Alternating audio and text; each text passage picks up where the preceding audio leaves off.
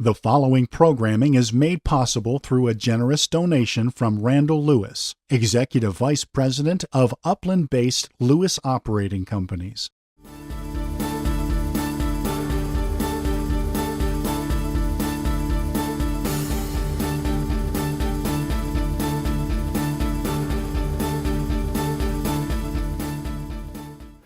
Welcome to the series of Randall Lewis seminars. We were honored last night to have with us Dan Walters, who's been covering California politics for as long as I can remember, reading columns out of the Sacramento Bee. But I think last night was not simply a kind of reporting, it was really a kind of look and understanding of the state and its problems that it faces. Today we're going to try to cover somewhat the same kind of territory that you so effectively covered last night. But begin, this journalism business, how did you become, what's the life story? I was actually interested in photography in high school, and I changed high schools, I think my sophomore year, and wanted to take pictures for the school newspaper, but they already had a photographer, and they said, you want to work on it, you've got to write. And I didn't know how to type, still don't know how to type, basically. I'm about a six-finger typer. But, so I did it, and then I was the editor of the paper the next year, and I wrote an editorial that made the principal mad, and really mad. And so I said, God, this is a lot of fun. And so at the ripe old age of 16, I went to work in a daily newspaper, and I did it for the next 57 years until I left the Sacramento Bee in June to join calmatters.org. And still the same thing, it's just not a newspaper. One of the, you did what, 4 columns a week or 5 columns? Well, I did 6 a week for the Bee originally, and then 5 a week, and now I'm doing 4 a week for Cal Matters. So I'm doing what made Detroit great, less work and more money. Tell us a little bit about how does one come up with, how many columns would you estimate you've written? I've written about 9,000 columns. Where do these ideas come from? Because I think what's striking about your columns is that they don't keep repeating the same idea, the same theme, the same perspective. That's a difficult question to answer. I'll read something, I'll see something, I'll witness something, I'll see a bill, I'll see something. And it somehow germinates in my mind that, this is kind of interesting, and maybe there's a column in it. And so when I think about that, and I write it down on a list that I keep on next to my desk, and I have a list of potential columns, usually just 2 words just to remind myself, and then a stack of material next to it of whatever, bill analyses and clippings and whatnot, and then I write a column out of that list generally. Sometimes I'll write one without being on the list. And I might write, I've written as many as 5 columns in one day, but I don't necessarily write one day for the next day. I mean, I write a column when it occurs to me that's ready to be written, and then it'll sit there in my computer until I turn loose of it, basically. Sometimes I know walking in the door in the morning that I'm going to write a column about a specific topic. More often than not, I don't. I mean, it just something. It just said, this is the one to write, or this is the one to turn loose today. Are there any compendiums of your columns? Have you put those together at all? There are no compendiums of my columns, except sitting in my computer. That's the only compendium I know of. Some of the search engines, have not compendiums, but some of them can be found in search engines, but most of them are out there in the ether someplace. You moved from the Sacramento Bee to Cal Matters, and you began to talk about what Cal Matters is, which I think for most people don't know. And this, I think, could be a very important kind of initiative. Could you talk a little bit about it's an experiment or an enterprise. They might call it a journalistic enterprise A few years ago, some people over in Silicon Valley, two women as a matter of fact, got to talking about what they thought was the dearth of serious journalism about California issues. And they got to talking about it, and they started talking to other people, and it led to the formation of CalMatters.org. That's been in existence now about 2 years. It has now the largest staff of reporters in the Capitol, and they have a staff of people they've recruited mostly from newspapers, from the LA Times, from the Sacramento Bee, from the Associated Press. Each of them specializes in a certain California-centric issue, like education or water or environment or whatever. And they write these in-depth articles about those issues. And it's not a day-to-day thing where, the bill passed today, that says we don't do the what we call in the journalism the turn of the wheel stuff. We do stuff. Now I'm a kind of an anomaly in that, because I came aboard writing not exactly a daily column, virtually a daily column, which is something new for them. But it is the same thing I wrote for the Bee for many years, and before that the Sacramento Union. It's writing about California politics and California issues and the economy and demography and all sorts of things, kind of trying to educate the reader about what's going on in California, why it's important, and what is or is not being done about it. I'm interested in Cal Matters. How would I follow? CalMatters.org.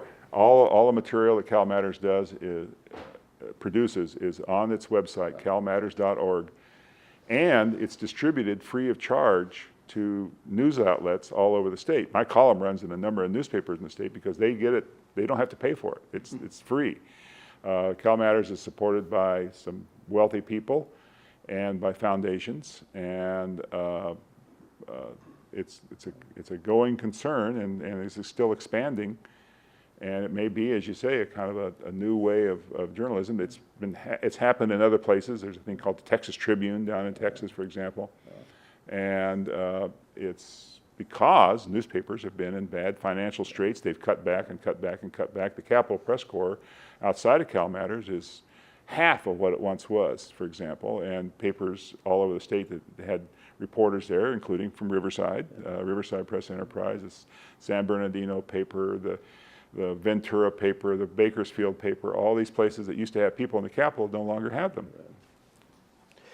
Last night you identified it and very effectively major policy issues before the state, and I think I'd like to try to kind of go through those again, and if you could kind of highlight. The first one was a question which there was this wonderful photo op and the 13 bills and declaring victory on housing.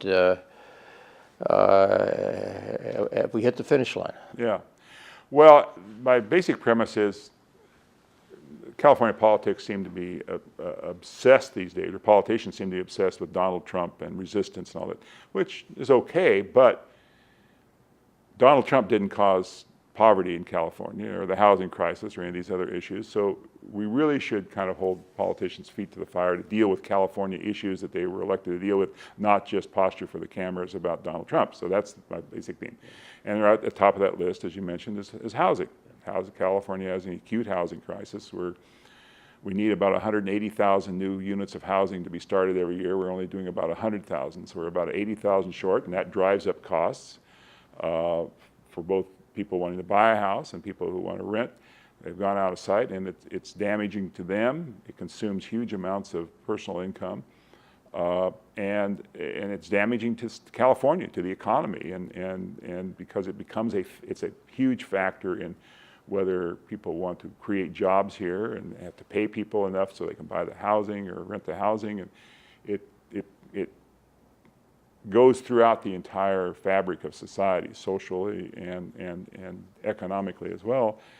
And it's something that needs serious attention. There is, as they say, a housing package that was produced. It produced, by their official numbers of that housing package, it will produce 77,000 housing units over 5 years. But we need 400,000 housing units over the next 5 years. So it's not maybe a drop in the bucket, but it's only a couple of drops in the bucket. But the problem with that is a syndrome I call half-a-loafism, that there's a tendency in Sacramento and probably in city councils and everywhere else to kind of take a swipe at something, do a little something, put out a lot of press releases and pat themselves on the back without really getting to the nut of the issue and really resolving the issue in some effective way. And then the problem with that is that once that half a loaf is thing, or one slice maybe in some cases, then everybody wants to forget about it. They don't want to go back to it. And so it never gets really resolved. Well, I think we're beginning to recognize the housing crisis. I know it's identified in Sacramento and some news columns, but the question of poverty in California, I think, to find out where we're ranked among the other 50 states is, I think you're uncomfortable with that analysis, and it also seems surprising because we've looked to the South for so long as at the bottom of all these tables. California, the Census Bureau measures poverty by two measures. The traditional measure that goes back to the 1960s, which is a basket of goods and income. They don't take all forms of income, and they don't put in all expenses, and it's increasingly recognized as a very inaccurate measure of poverty. So they developed a thing called the supplemental measure, and the supplemental measure takes in all forms of income and takes in living costs, and so the poverty rate is localized to the state rather than just simply everybody being in the same basket all across the country, even though we all know that costs of living are so much across the country. So by the supplemental measure, California has the highest level of any state. About 20% of its population, do the arithmetic, that's about 8 million people, are in poverty in California. The Public Policy Institute of California has taken that same methodology, very similar methodology, and calculated those rates for individual counties. And they agree with the rate, virtually, that the Census Bureau has. And then they go up by county. And Los Angeles County is the poorest county in California by that measure, and it's because of high housing costs. People have to spend so much money on housing. It's functional poverty. It's not theoretical poverty. It's functional poverty. And PIPIC takes it a step further and calculates the number of people who are living in near poverty, and that's another 20%. So we have 40% of the population in California in great economic distress right now, and it's something that we should never forget in a state that has such a huge global-sized economy and produces so much wealth. We have developed into this two-tier society, a lot of opportunity and wealth at the top, but an increasing level of poverty at the bottom and a kind of declining middle class. What's the current estimate of our economy? We're the 5th largest or 6th largest? Depending on the given day and depending on what the value of the pound is, we're either ahead of Great Britain or behind Great Britain, either 5th or 6th. But it's about a $2.6 trillion a year economy. That's big. That's right up there. 5th or 6th largest in the world. Were we a nation?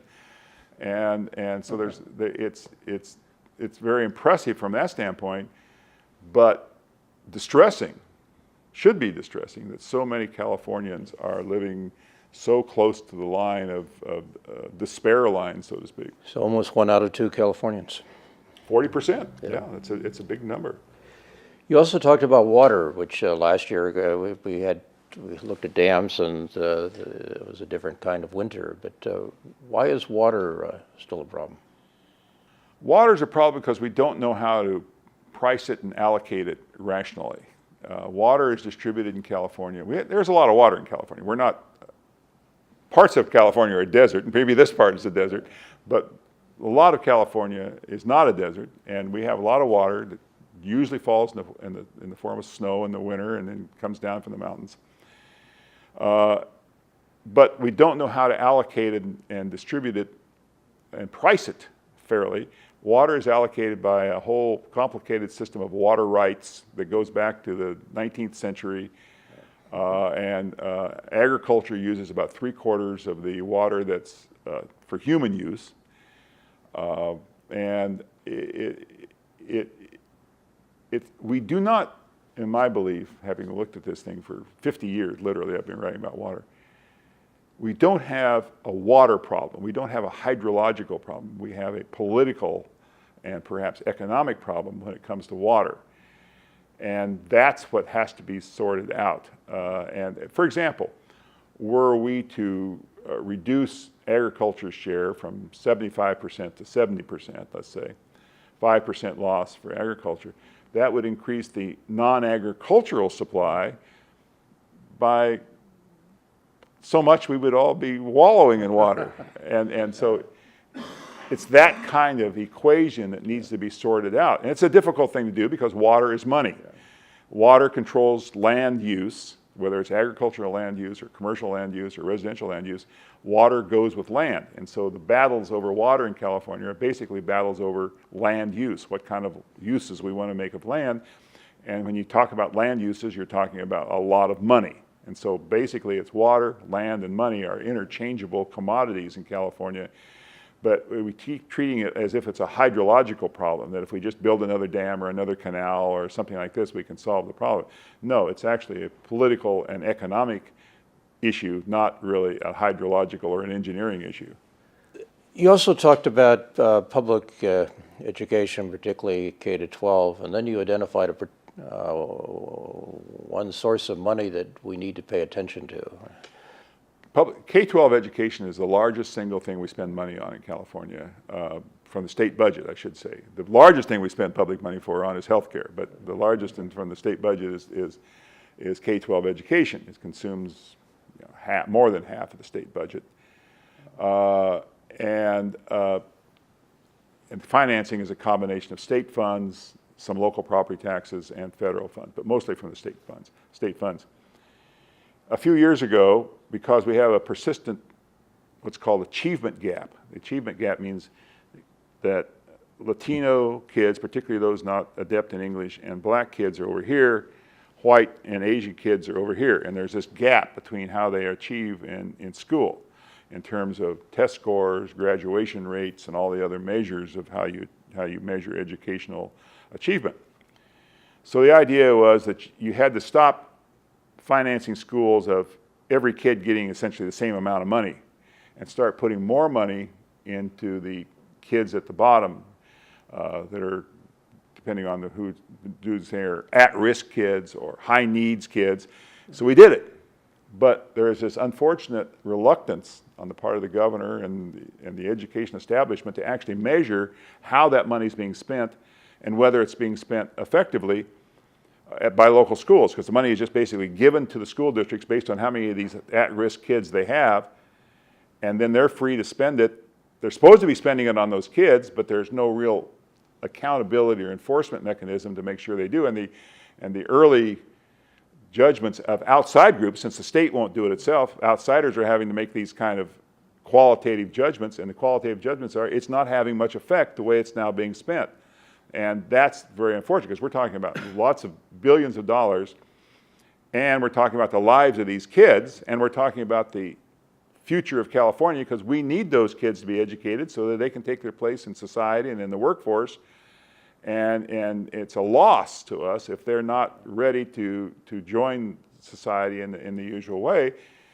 But there's this reluctance in Sacramento, among the powers that be, is this working? Is it not working? I mean, this seems so basic that you would want to know that whether it's working or not, but nobody wants to do that because they're afraid it'll come back, no, it's not working, and then they all have egg on their faces. And so they're in this state of denial about it. Oh yeah, we're doing our job, we're giving them the money, but is the money working? Well, we hope it is.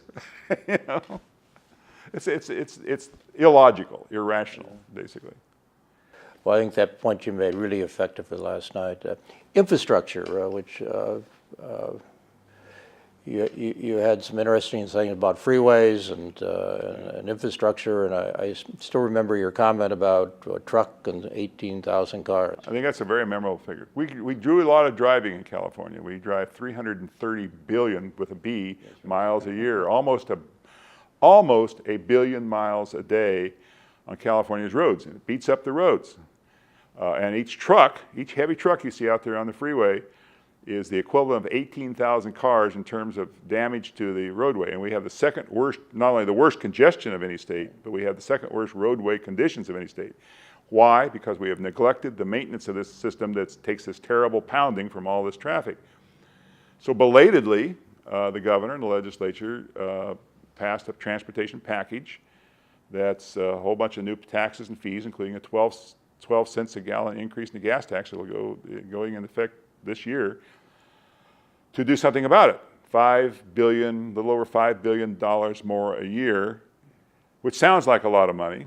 Certainly is to me. If your name's not Gates or Buffett, it's a lot of money. But it's actually only it's kind of this half a loaf business again. It's only a down payment, and not a particularly big down payment, on the backlog of unmet infrastructure needs in California, mostly in transportation, but also in other fields. You remember the water mains that are breaking in Los Angeles, and the sewers that aren't adequate anymore, and everything. We need to do what they did back in the 40s and 50s and into the 60s in California, and that's to take care of that basic infrastructure of highways, water systems, sewage systems, the electric grid, certainly schools and higher education.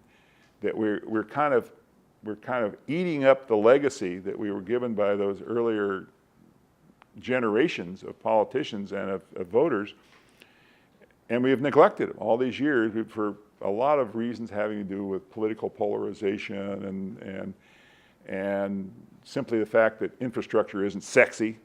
You fix a sewage line, nobody knows it. All of a sudden the sewers don't back up anymore, but nobody says, boy, you guys did a hell of a job fixing that sewer line. And if it's not sexy, politicians do like to touch very often. So they did a little something because they had to, but this literally took decades of pressure and pressure and pressure to get them to do this small amount of stuff, and it's still not enough. And we're still neglecting our infrastructure in California. You expect the initiative on the gas tax to get enough signatures? I think it might get enough signatures. Look, the gas tax is not a popular thing. We understand that. People don't like to pay higher taxes, and they particularly don't like to pay higher taxes on things they use every day, like their cars. Mm-hmm. But it's necessary, and they probably should be even higher, to tell you the truth. The problem is that Californians already pay the highest gas taxes in the country, and now they're being raised again. And you say, well, how can you pay the highest taxes in the country and still have this neglect? And that's a mystery to be solved by sometime. It has to do a lot with the fact that the costs are higher in California, and for everything, and that's part of the process. Just like housing costs are higher, but nevertheless, there it is. If we don't take care of it, and by the way, none of this new money, is going to expand the capacity of the transportation system. It all is for maintenance of what you already have. So chances are the congestion is actually going to get worse. Even though the people, when they were promoting this thing in the legislature, people were saying, they kind of hinted it was going to do something about congestion, but there's no money in there for congestion relief. It's all for maintenance, basically. A few little straightening out of curves and things like that, but basically not much for, if anything, for congestion relief. You're devoting some of your personal time looking at pensions in California, particularly as they take form in cities. Do you want to comment? Well, it's not personal time; it's professional time. Well, yeah. I occasionally I write a long piece for CalMatters.org, and the one I'm working on now has to do with the pension crisis as it affects cities, because cities are, as you know from your background, on the firing line of having huge portions of their budgets go to personnel, and it's high-value personnel, police and fire personnel. And typically cities in California now are paying 50 cents on the dollar for pensions for policemen. Every dollar in salary, another 50 cents has to go to the pension fund. And this is going up, and it's going up for all employees, police, fire, and everybody else. But it's the police and fire stuff that's really costly. And looking ahead, a lot of city officials are seeing that going to 75, 80%, and maybe even to the 90 to 100% range, as CalPERS, the California Public Employees Retirement System, which is the agency that does all of this stuff for the whole state, or most entities in the state, as they try to recoup their investment losses from the last recession. They lost $100 billion in the last recession of value.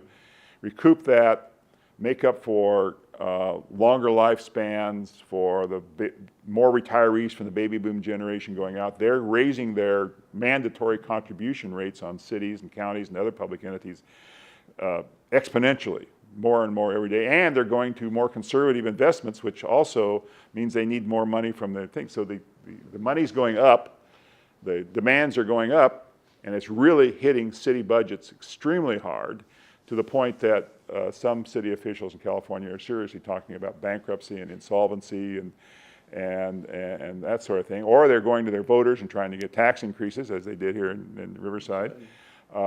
And it's a real crisis. It's a very serious financial crisis for cities, and it's not going to end anytime soon. This is headed for some bad outcome, and nobody sees a way out of it. Part of the difficulty is that, 2/3 or more of city budgets are devoted to police and fire. If cities have to cut budgets, the last on the cutting block really is police and fire. And so the risk is that cities will be essentially have a defense budget and not much else. It could happen. I mean, the park and recreation gets suffered, the lawns don't get mowed, the bathrooms don't get cleaned.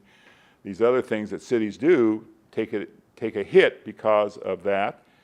And eventually the police and fire services take a hit from that. To pay the pensions, cities are having to reduce the size of their police departments, reduce the size of their fire departments to pay the pensions for the ones that they're keeping. And then it kind of feeds on itself after a while. The people get unhappy about having not enough police on the streets and fire stations. And so they'll go to a tax increase to say, okay, we're going to add police, we're going to open a new fire station, knowing that down the line, that money is going to have to be diverted into paying those pension costs, and they're going to have to shrink those things again. I hear that same story over and over and over again from city managers all over the state, that there is no free lunch, and to pay for these rapidly increasing mandatory contributions. So once somebody might say, well, you can just pull out. No, you can't, because the way the thing is structured, there's an enormous penalty placed on cities if they try to leave CalPERS, or they can declare bankruptcy. And as we know, 3 cities in California have recently, Vallejo, San Bernardino, and Stockton, have all gone through bankruptcy. They all stay within CalPERS. But they stay within CalPERS because CalPERS tells them, well, you better stay in, or we're gonna make it even more expensive for you. Although the bankruptcy judge in the Stockton case issued a ruling that you could reduce pension benefits in bankruptcy, nobody's been willing to test that yet, but something is going to give. But nobody knows what the give is going to be, whether it's going to be another wave of bankruptcies or what. But it's a serious, serious issue. 2 other things before we close. One is the capacity of the press now to cover particularly things at the local level. I mean, the local papers' staffs have compressed. Yes, they have. And school districts and special districts are not, perhaps weren't covered very well before, but are simply not being covered now. Where do you see this? I mean, we're coming to a kind of politics where there's not going to be a news coverage of local government.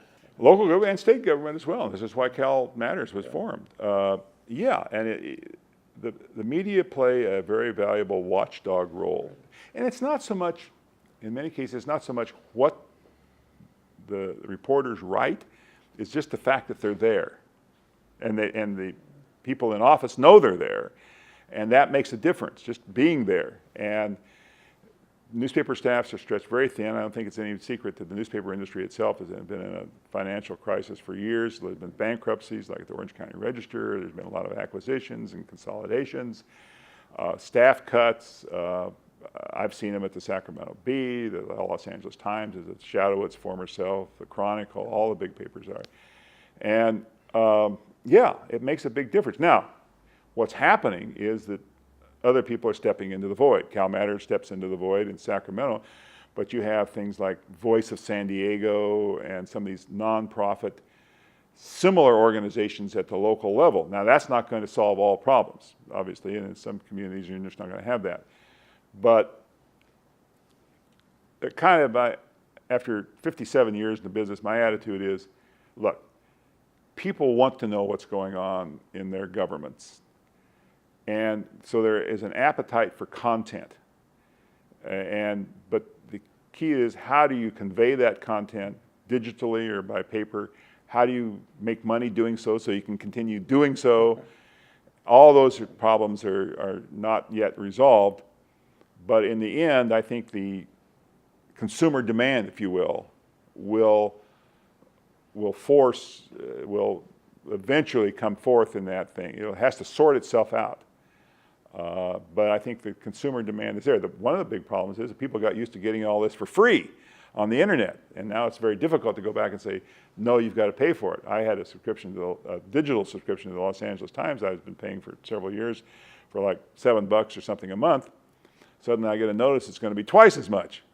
Well, it's not worth twice as much to me. It's worth $7 a month.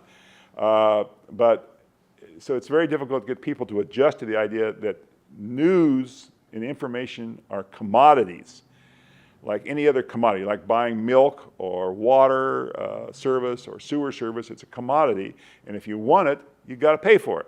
And that's a hard thing for people to understand, because it costs money to send a reporter to a city council meeting or something like that, or a photographer. It costs money. Those people are not working for free, nor should they. And if you want professional journalism, you've got to pay for it. And it's a hard sell for some reason, particularly among younger generation people who are so used to getting everything for free on their smartphones. What? Pay for it?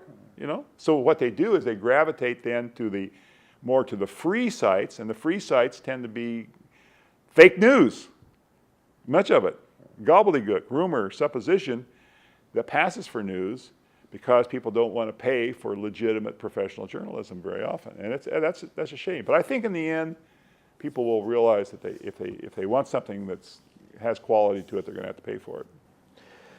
Last question. This is hypothetical. I'm running for governor of California. I didn't know that. Are you making your announcement today? I have a reasonable... Republicans need a candidate if you want to be a Republican candidate. Democrats have got a lot of candidates. The Republicans need a candidate. So I come to you and say, what kind of platform should I run on? I think that someone who would run for governor, disregarding the strictures of their own parties, because their own party activists tend to kind of distort the whole game a lot. We're seeing that among the Democrats right now. We've seen it certainly among the Republicans very often. But if you were running for governor free of the need to pimp yourself to your own party, as we say, I think a good platform would simply I want to make it work. I want schools that educate kids. I want roads that are safe and uncongested, and it's not going to be free. It's going to cost money. You're going to have to make some changes. No free lunch. If you want quality, you have to pay for quality, just like in journalism. But more bang for your buck. Let's make it work better. The things that are really important to you from government, which are things like roads and schools and water systems, that's what I want to make work. I don't want to spend all my time out there doing flights of fancy. I want practical, workable solutions to political issues. I think that would resonate, I think, with California voters who are kind of tired of flim-flam. And Jerry Brown, number 2, Jerry Brown 2.0, as I call him, is popular because people believe that he's actually trying to make government work better. I could quibble whether he's succeeding in that, but at least he has that image, and I think he is engaged in it.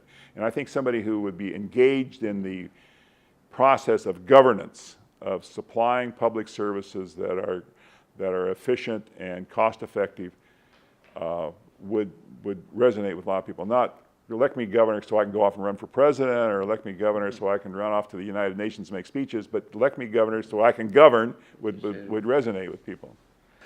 Well, thank you for last night. Thank you for this, Quite this welcome. exchange. Happy to do it. Very interesting experience. And I think, let me also convey thanks for people who have read your 9,000 or 7,000 or whatever the number of columns. It's, I suspect that the state of California is different because of the columns that you've written over time and the effect they've had. And speaking as someone who has read you over the years, thank you very much for really extraordinary journalism. And when you write columns, the people read them and talk about them, and some of them are remembered for some time. That's the whole idea of Cal Matters. You're trying to stimulate people to think about some of these issues and perhaps act on them. And that's the whole idea of the thing. Thank you for coming. You're welcome.